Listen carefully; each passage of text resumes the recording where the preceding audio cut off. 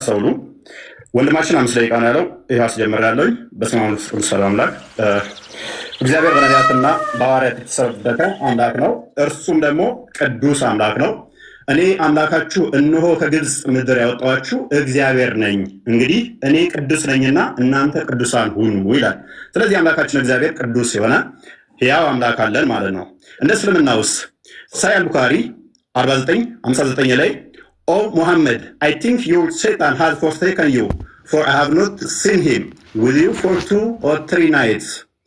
Oh Muhammad, ወይ ሰይጣኔ ተወህ ይመስለኛል ተብሎ ሲጠየቅ ለ3 ቀን ለ2 ቀን አብሮ አላየሁትም ሲባል ሙሐመድ አላህ ምን አወረደ? በረፋዱ ምላለው በሌሊቱም ጸጥ ባለ ጊዜ ጌታ አላሰናበተህም አልተወህም። የሙሐመድ ጌታው ማን ነው? ሰይጣን ነው ማለት ነው።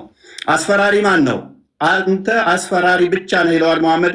አላህ ሰይጣን አስፈራሪ ደግሞ ይለናል። እዚህ ጋር በእስልምና አስፈራሪው አላህ ወይንስ ሰይጣን? የሚያስረሳ ማን ነው? እዚህ ጋር ምን ይላል? ሰይጣን የሚያስረሳ ቢያስረሳ ከትውስታ ይላል። የሚያስረሳው ማን ነው? ሰይጣን። እዚህ ጋርስ ከአንቀጽም ብንለውጥ ወይንም በእርሷ ብናስረሳ ከእርሷ የሚበልጥን ወይንም ቢጤዋን እናመጣለን። አላህ ነው የሚያስረሳው። ሰይጣን ወይንስ አላህ?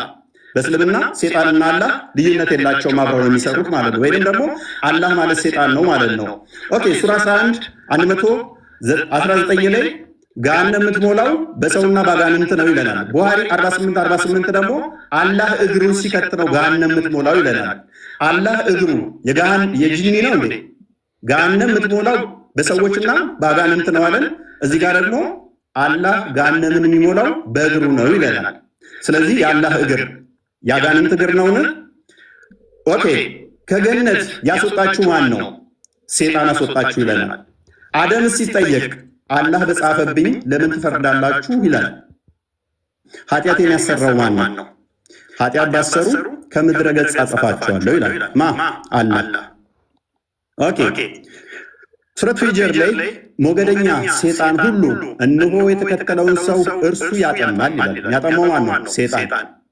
ኢብሊስ ሆይ ጌታ እኔን በማጥመምህ ሊሆንብኝ ይላል። ማን ነው ያጠማው? አላህ። እዚህ ጋርስ አላህ ያጠመመውን ሰው ልታቀኑ ታስባላችሁ? አላህ ያሳሳተውን ሰው ለእርሱ መንገድ ፈጽሞ አታገኙም ይላል። ማነው አሳሳች? አላህ ወይንስ ሰይጣን? አላህ ይሆናል ማለት ነው። መጽሐፍ ቅዱስ ግን ምን ይላል?